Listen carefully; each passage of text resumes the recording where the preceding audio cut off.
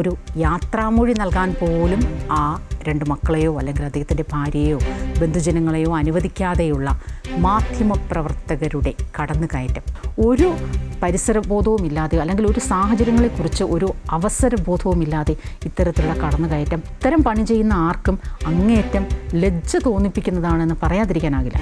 ഈ സംസ്കാര ചടങ്ങുകൾ പോലുള്ള സംഭവം അല്ലെങ്കിൽ ഒരു മനുഷ്യൻ്റെ ഏറ്റവും തകർന്നിരിക്കുന്ന സമയം നമ്മൾ പാലിക്കേണ്ട ഒരു മര്യാദ എന്നുള്ളതാണ്. ഈ ഓൺലൈൻ മാധ്യമങ്ങൾ മാത്രമല്ല, ഇതിൻ്റെ പ്രേക്ഷകരും കൂടി ഇതിന് ഉത്തരവാദികളാണ്.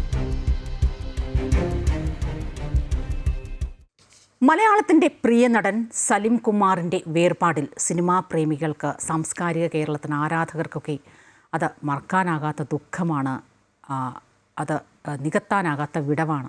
ആയിരങ്ങൾ തങ്ങളുടെ പ്രിയ താരത്തെ അവസാനമായി കണ്ട് യാത്രാമൊഴി അർപ്പിക്കാനായി ആ ലാഫിംഗ് വില്ലയിലേക്ക് എത്തിയ കാഴ്ചയടക്കം നമ്മൾ കണ്ടതുമാണ്. പക്ഷേ സംസ്കാര സമയത്തുണ്ടായ അങ്ങേയറ്റം അലോസരപ്പെടുത്തുന്ന ചില സംഭവവികാസങ്ങൾ തങ്ങളുടെ പ്രിയപ്പെട്ട അച്ഛന് നല്ല രീതിയിൽ വേണ്ട വിധത്തിൽ ഒരു യാത്രാമൊഴി നൽകാൻ പോലും ആ രണ്ട് മക്കളെയോ അല്ലെങ്കിൽ അദ്ദേഹത്തിൻ്റെ ഭാര്യയെയോ ബന്ധുജനങ്ങളെയോ അനുവദിക്കാതെയുള്ള മാധ്യമപ്രവർത്തകരുടെ കടന്നുകയറ്റം, നിവൃത്തിയില്ലാതെ ആ മകൻ്റെ പൊട്ടിത്തെറി, വികാര വിക്ഷോഭം, ഇതിനൊക്കെ നമ്മൾ സാക്ഷ്യം വഹിച്ചു.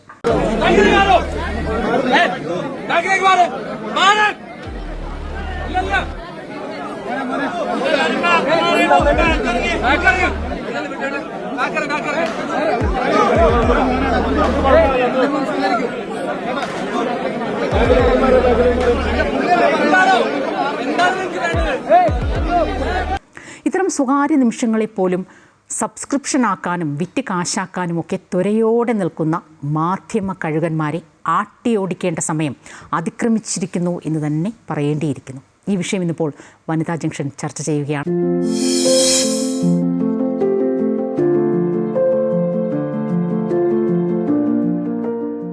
ോടൊപ്പം അമ്പിളിയാണ്. അമ്പിളി, ഒരുപക്ഷെ ഇതിപ്പോൾ ഒരു പുതിയ കാര്യമൊന്നുമല്ല. പലപ്പോഴായി പല ഘട്ടങ്ങളിലായി നമ്മുടെ കണ്ണിൽ തൊട്ട് മുൻപത്തെ ഒരു ഇൻസിഡൻറ്റ് പറയുകയാണെങ്കിൽ പ്രിയ നടൻ ശ്രീനിവാസൻ്റെ മരണവുമായി ബന്ധപ്പെട്ട് അവരുടെ അടക്കാനാകാത്ത ആ ഒരു സങ്കടം, അതിൻ്റെ ഒരു കണ്ണീർ തുള്ളി പോലും അത് വിടാതെ ഒപ്പിയെടുക്കാനായി മാധ്യമങ്ങൾ തമ്മിൽ നടത്തിയ ആ മത്സരങ്ങൾ, അങ്ങേറ്റം വിഷമത്തിൽ സന്തോഷത്തിൽ തല കുമ്പിട്ടിരിക്കുന്ന ആ മകൻ തൊട്ടടുത്ത് ആരാണ് വരുന്നത് എന്ന് പോലും അവരറിയുന്നില്ല. ആ സമയത്ത് മുഖ്യമന്ത്രി വന്നപ്പോൾ എഴുന്നേറ്റില്ല എന്നതടക്കമുള്ള ആക്ഷേപങ്ങൾ, ഇതൊക്കെ കണ്ടതാണ്. ഇതിനു മുൻപും പല സന്ദർഭങ്ങളിലും എന്തെങ്കിലും ദുരൂഹമായ മരണത്തിൽ, കുഞ്ഞുങ്ങളെ അടക്കം എന്തെങ്കിലും ദുരൂഹമായ സാഹചര്യത്തിൽ കൊലപ്പെടുന്നതൊക്കെ സാഹചര്യത്തിൽ ഒരു പരിസരബോധവുമില്ലാതെ അല്ലെങ്കിൽ ഒരു സാഹചര്യങ്ങളെക്കുറിച്ച് ഒരു അവസരബോധവുമില്ലാതെ ഇത്തരത്തിലുള്ള കടന്നുകയറ്റം നമ്മൾ മലയാളികൾക്കെന്നല്ല, പൊതുവെ ഇത്തരം പണി ചെയ്യുന്ന ആർക്കും അങ്ങേയറ്റം ലജ്ജ തോന്നിപ്പിക്കുന്നതാണെന്ന് പറയാതിരിക്കാനാകില്ല. ഈ പറഞ്ഞ പോലെ തന്നെ ഇത് ഇന്നും ഇന്നലെയും തുടങ്ങിയതല്ല. നമ്മൾ ഈ മൊബൈൽ ഫോൺ, ഈ ക്യാമറയുള്ള അത്യാധുനിക സൗകര്യമുള്ള മൊബൈൽ ഫോണുള്ള കാലം തൊട്ട് നമ്മളിത് ചർച്ച ചെയ്യുന്ന കാര്യങ്ങളാണ്. ഇപ്പോഴാണിത് ഇതുപോലുള്ളൊരു സംഭവങ്ങളിലേക്ക് പോകുന്നത്. നമ്മളൊരു തുടക്കത്തിൽ വർഷങ്ങൾക്ക് മുമ്പൊക്കെ സംസാരിച്ചിരുന്നത്, ഒരു അപകടം സംഭവിക്കുമ്പോൾ ഒരാളെ അല്ലെങ്കിൽ അയാളെ ഒരു ഹോസ്പിറ്റലിൽ എത്തിക്കണമെങ്കിലോ അല്ലെങ്കിൽ അയാൾക്ക് രക്ഷപ്പെടാനൊരു സാഹചര്യം ഉണ്ടായിരുന്നെങ്കിലോ ഒക്കെ അതൊന്നും ചെയ്യാതെ അത് മൊബൈലിൽ പകർത്തുന്ന ഒരു മാനസികാവസ്ഥ മലയാളിക്കുണ്ട് എന്ന് അന്ന് മുതൽ നമ്മൾ ചർച്ച ചെയ്യുന്ന ഒരു സാഹചര്യമാണ് ഉണ്ടായിട്ടുള്ളത്. അത് പിന്നെ ഇപ്പോൾ വർഷങ്ങൾ ഒരുപാട് കടന്ന് നമ്മളൊരു ഡിജിറ്റലിൻ്റെ ഒരു ആധുനിക വിപ്ലവത്തിലൂടെ കടന്നു പോകുന്നൊരു കാലമാണ്. ഇപ്പോൾ സ്വപ്ന സൂചിപ്പിച്ച പോലെ നമ്മൾ സംസാരിക്കുന്നത് നടൻ സലീം കുമാറിൻ്റെ സംസ്കാര ചടങ്ങിൽ മൊബൈൽ ക്യാമറകളെ നിയന്ത്രിക്കാൻ ആ മകന് പ്രതികരിക്കേണ്ടി വന്നു. അതായത് ശക്തമായി പ്രതികരിക്കേണ്ടി വന്നു എന്നുള്ളതാണ് സാഹചര്യം. പിന്നീട് ആ മകൻ ഞാൻ ചെയ്തത് ശരിയായോ എന്ന് പോലും പലരോടും ചോദിക്കുകയുണ്ടായി, അടുപ്പമുള്ളവരോട്. പക്ഷേ അത് നിയന്ത്രിക്കേണ്ട ഒരു സാഹചര്യം തന്നെയാണ്. കാരണം മറ്റുള്ളവരുടെ ജീവിതത്തിലേക്കും അല്ലെങ്കിൽ അവരുടെ വേദനയിലേക്കും കടന്ന് കയറി കണ്ടന്റ് ഉണ്ടാക്കാൻ ശ്രമിക്കുന്നു എന്നുള്ളതാണ് ഇപ്പോൾ നമ്മൾ നേരിടുന്ന ഏറ്റവും വലിയൊരു മോശം സാഹചര്യം എന്ന് പറയുന്നത്. സാധാരണ നമ്മൾ മലയാളികളെ സംബന്ധിച്ച് ഈ മറ്റുള്ളവരുടെ വേദനയിൽ പങ്കുചേരാനും അവരെ ചേർത്ത് പിടിക്കാനൊക്കെ പ്രത്യേക കഴിവും വാസനയും അങ്ങനെ ഒരു മാനസികാവസ്ഥയുള്ളവരാണ് നമ്മൾ. പക്ഷേ അതിനെ കണ്ടൻ്റാക്കി റീൽസാക്കി മാറ്റുന്നു എന്നുള്ളൊരു മാനസികാവസ്ഥയിലേക്ക് മലയാളി പോയിരിക്കുന്നു.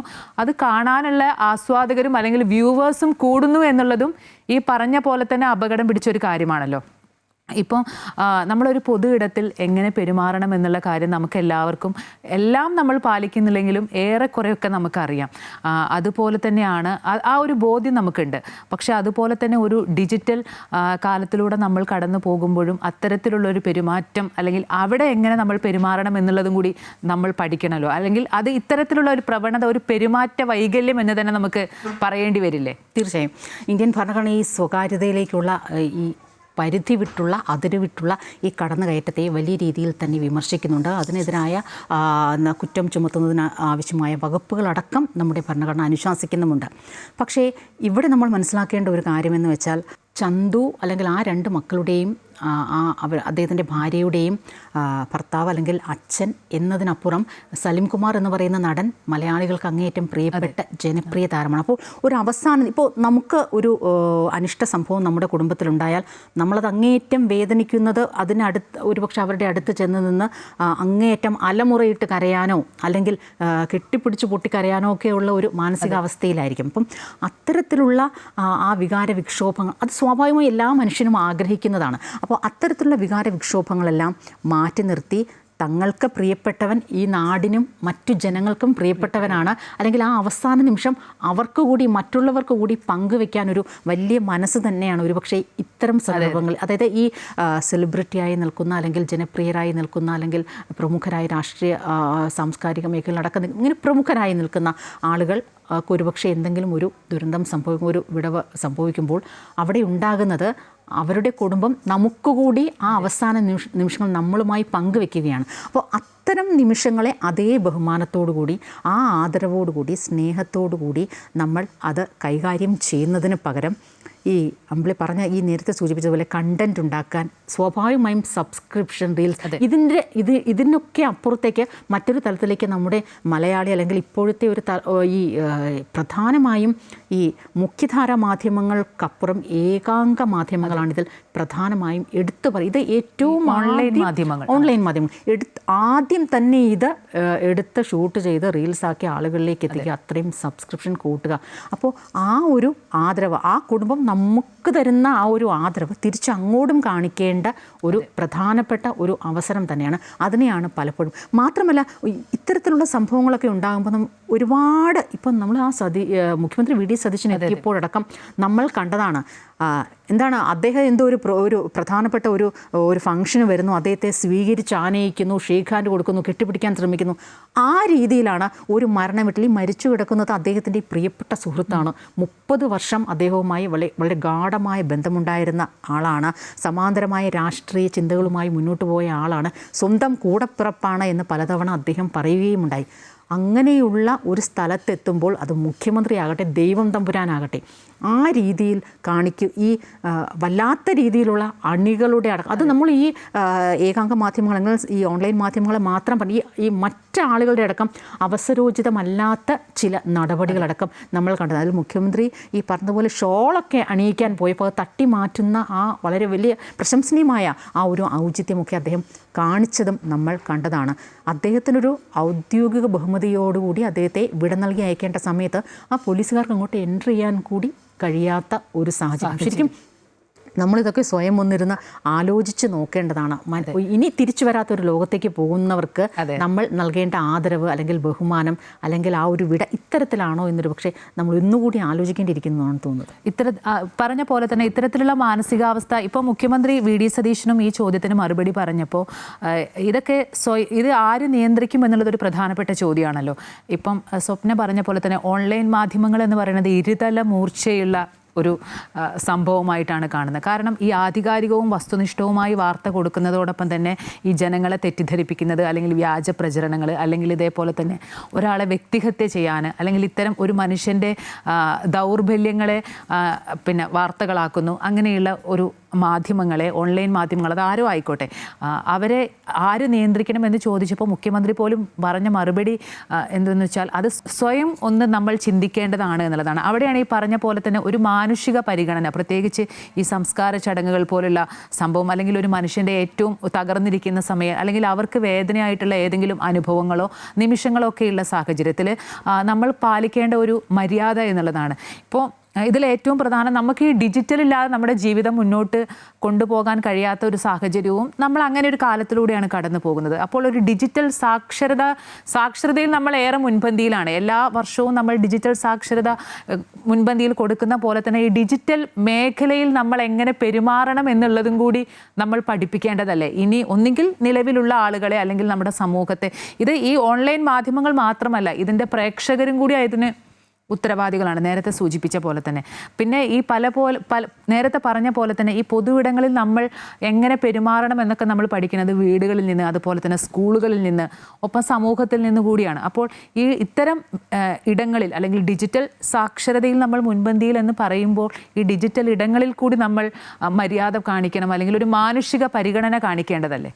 തീർച്ചയായും നമ്മൾ ഈ ഡിജിറ്റൽ സാക്ഷരതയെക്കുറിച്ചൊക്കെ പറയുമ്പോൾ എനിക്ക് തോന്നുന്നു ഇതിനൊക്കെ അപ്പുറമാണ് അമ്പിളി ഈ പറഞ്ഞതുപോലെ സബ്സ്ക്രിപ്ഷൻ, അതിലൂടെ വരുന്ന വരുമാനം, ഇത് എത്ര പേരിലേക്ക് ആദ്യം എത്തിക്കുന്നു എന്നുള്ളത്. നമ്മൾ ഈ പറഞ്ഞതുപോലെ എന്നാൽ ഇത് കാണുന്നവർക്ക് ഒരു നിയന്ത്രണം പാലിക്കേണ്ടേ. സ്വാഭാവികമായും മനുഷ്യനുള്ള ത്വരയാണ് എന്താണ് സംഭവിക്കുന്നത് എന്നറിയാനായി. അതുകൊണ്ട് ഇതിങ്ങനെ ഒരു റീലോ ഒരു സംഭവം വന്നാൽ ഞാനാണെങ്കിലും അമ്പിളിയാണെങ്കിലും അതെടുത്ത് നോക്കും. അത് സ്വാഭാവികമായ ഒരു പ്രക്രിയയാണ്.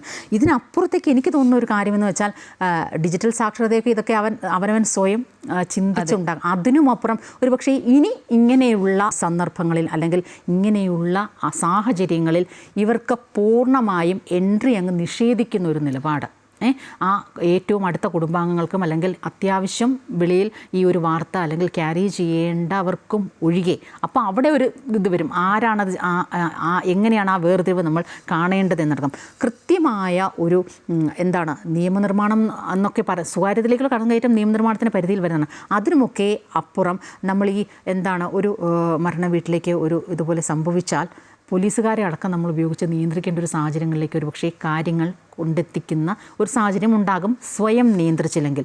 ഈ മരിച്ച വ്യക്തിയോട് അല്ലെങ്കിൽ അദ്ദേഹത്തിനോട് ഏറ്റവും അടുത്ത കുടുംബാംഗങ്ങൾ നമുക്ക് തരുന്ന ആ കൺസെഷൻ, ആ ഒരു ഇളവ്, ആ ഒരു അവസാന നിമിഷം, അവർക്കത്രയും അമൂല്യമായ നിമിഷം അവർ നമ്മളുമായി ഷെയർ ചെയ്യുമ്പോൾ അവർക്ക് അങ്ങോട്ട് നൽകേണ്ട ആ ആദരവും ആ ബഹുമാനവും ആ പിന്തുണയുമൊക്കെ നമ്മൾ തിരിച്ചും അങ്ങോട്ടും കാണിച്ചില്ല എങ്കിൽ സ്വാഭാവികമായും ഇത്തരത്തിൽ അതായത് ബലം പ്രയോഗിച്ച് ഇവരെയൊക്കെ മാറ്റി നിർത്തേണ്ട ഒരു സാഹചര്യത്തിലേക്ക് ഒരു പക്ഷേ അതിൻ്റെ ഒരു സാധ്യതകളെക്കുറിച്ച് തന്നെ നമ്മൾ അന്വേഷിക്കേണ്ടി വരുമെന്നാണ് എനിക്ക് തോന്നുന്നത്. ഇത്തരം അതിക്രമങ്ങൾ അവസാനത്തേതാകട്ടെ എന്ന് നമുക്ക് ഒരുപക്ഷെ പ്രാർത്ഥിക്കാം, പ്രതീക്ഷിക്കാം. തങ്ങളുടെ പ്രിയപ്പെട്ടവർ ഇനി ഒരിക്കലും തിരിച്ചു വരില്ല എന്ന ദുഃഖത്തിൽ സ്വയം മറന്നു നിൽക്കുമ്പോഴും ആ അവസാന നിമിഷങ്ങൾ കുടുംബത്തിനപ്പുറം ഒരു സമൂഹത്തിലേക്ക് കൂടി പങ്കുവയ്ക്കാൻ മനസ്സ് കാട്ടുന്ന കുടുംബം, അവരോട് അല്പമെങ്കിലും നീതി പുലർത്താനുള്ള സ്വയംബോധം ഇനിയെങ്കിലും ക്യാമറ കണ്ണുകളുമായി ഇറങ്ങുന്നവർ പുലർത്തണമെന്നേ പറഞ്ഞവസാനിപ്പിക്കാനുള്ളൂ.